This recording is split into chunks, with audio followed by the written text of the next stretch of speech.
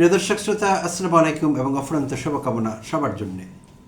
গতকাল বুধবার ৮ জুলাই জাতীয় সংসদ উত্তপ্ত করলেন বিএনপি দলীয় সংরক্ষিত নারী আসনের সংসদ সদস্য রেহানা আক্তার রানু। প্রিয় দর্শক শ্রোতা, তিনি যে বক্তব্য দিয়েছেন গতকাল, সেটি সত্যিকার অর্থেই সংসদকে উত্তপ্ত করা হয়েছে। আর বিএনপি দলীয় একজন মহিলা সাংসদের কাছে এমন বক্তব্য আসলে ছিল কিছুটা অপ্রত্যাশিত।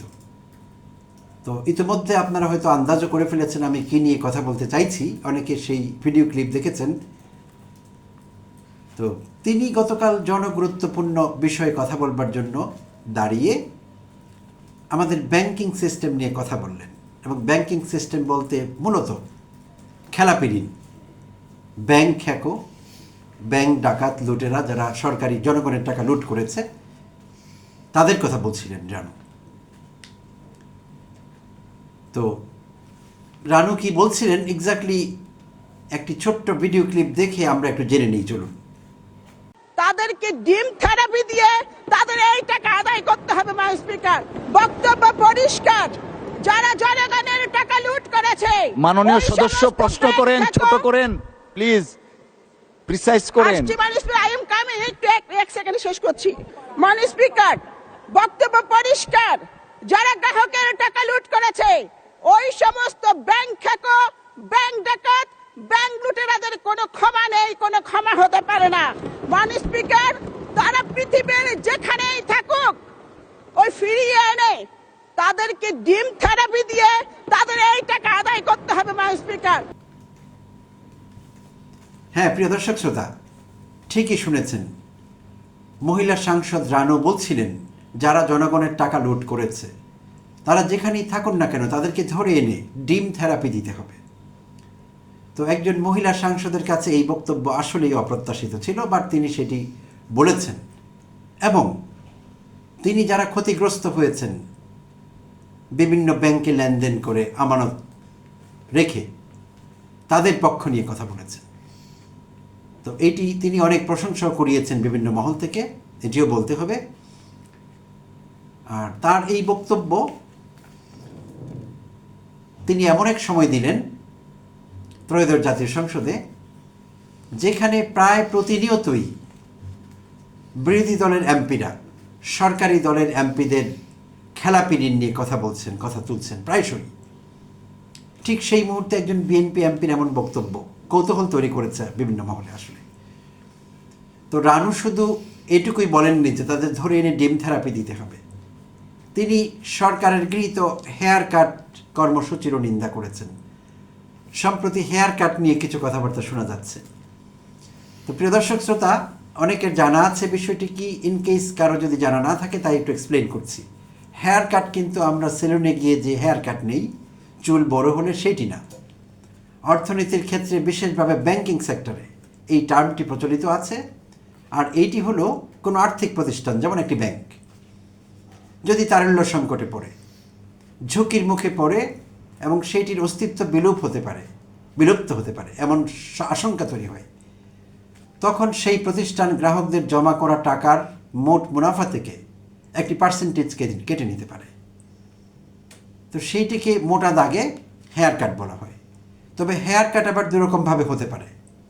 একটি হলো আমানতের দিক থেকে, গ্রাহকরা ব্যাংকে যখন টাকা রাখেন আর ব্যাংক তারল্য সংকটে পড়ে, তখন সেই জমাকৃত টাকার মুনাফা থেকে যেই পার্সেন্টেজটি কেটে নেওয়া হয়, সরলভাবে বলতে গেলে সেটি আমানতের দিক থেকে হেয়ার কাট। আবার এর বাইরেও ঋণের ক্ষেত্রে হেয়ার কাট আছে। ঋণের জামানতের ক্ষেত্রে কোনো গ্রাহক ব্যাংক থেকে যখন ঋণ নেবেন, সেই ঋণের বিপরীতে তাকে একটি কোলেটারাল কিংবা সিকিউরিটিজ, নিরাপত্তা, ব্যাংকে নিরাপত্তা দেওয়ার জন্যে তাকে কিছু জমা রাখতে হয়। সেটা হতে পারে কোনো জায়গা জমির দলিল কিংবা অন্য কিছু। তো তখন ব্যাংক নর্মালি যেটি করে, সেই কোলেটারালের দাম যখন ব্যাংকে রাখা হয়, ভবিষ্যতে কখনো সেটির দাম পড়ে যেতে পারে। পড়ে গেলে ব্যাংক ক্ষতিগ্রস্ত হতে পারে। তাই ব্যাংক সেই ক্ষতিটি নিতে চায় না, তাদের পক্ষ থেকে তারা নিজেদের জন্য একটি গ্যারান্টি তৈরি করে সেটি হলো একটি ছোট্ট উদাহরণ দিয়ে বোঝানো যাক। কোনো গ্রাহক কোনো ব্যাংকের কাছ থেকে 8 লক্ষ টাকা ঋণ নিচ্ছেন বা নিয়েছেন। তো এই 8 লক্ষ টাকার বিপরীতে ব্যাংকের কাছে তাকে কোলাটেরাল রাখতে হয় বা সিকিউরিটিজ কিংবা নিরাপত্তা 10 লক্ষ টাকার প্রপার্টিজ।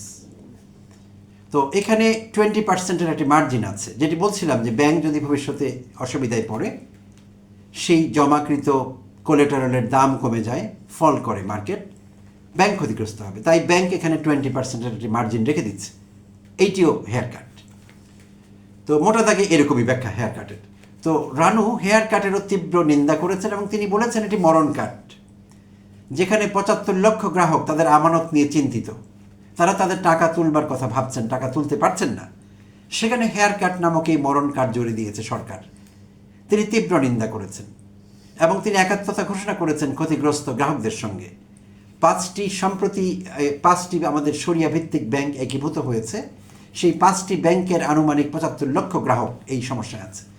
এবং আমরা দেখেছি চট্টগ্রামে অর্থমন্ত্রীর বাড়ির সামনে তারা মানববন্ধন করেছেন, সেখান থেকে দাবি জানিয়েছেন। রানু সেটিও বলেছেন এবং রানু বলেছেন যে গ্রাহকেরা ঠিক জায়গায় পৌঁছেছে, ওখানেই তাদের পৌঁছানো দরকার ছিল। খুব ইন্টারেস্টিং তার বক্তব্য।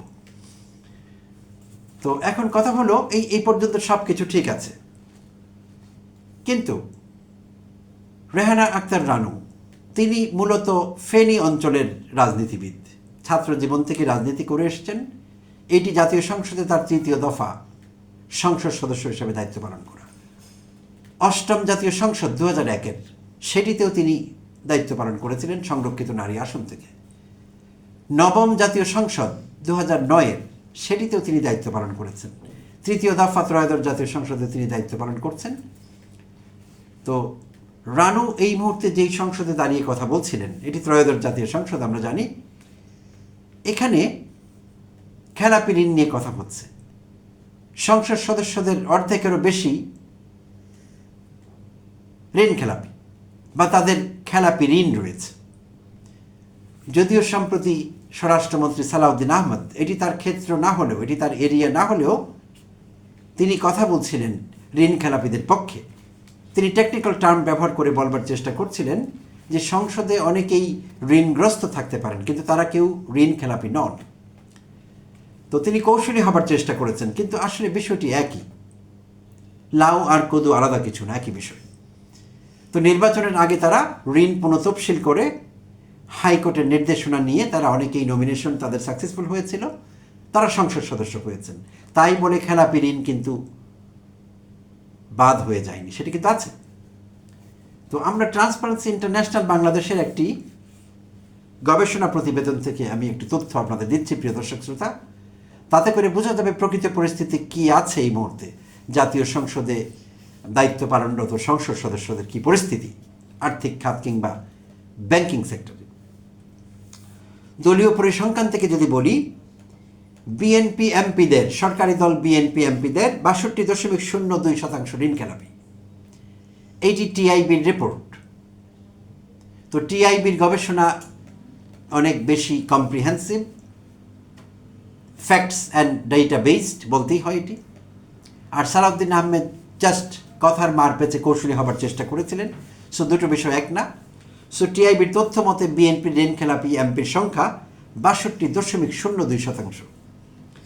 স্বতন্ত্র এমপিদের ঋণ খেলাপি ঋণের পার্সেন্টেজ 32.79%।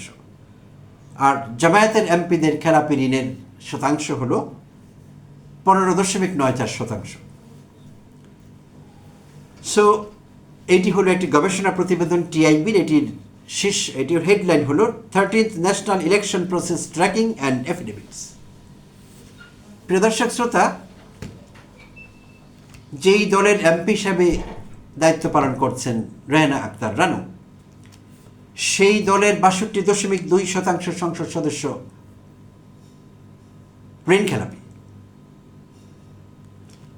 তো ভবিষ্যতে এদের খেলাপি ঋণের পরিমাণ এরা যে বাড়িয়ে নেবে না, যাদের এখন 100 কোটি আছে তারা যে 1000 কোটি বানিয়ে ফেলবে না আগামী দিনগুলোতে।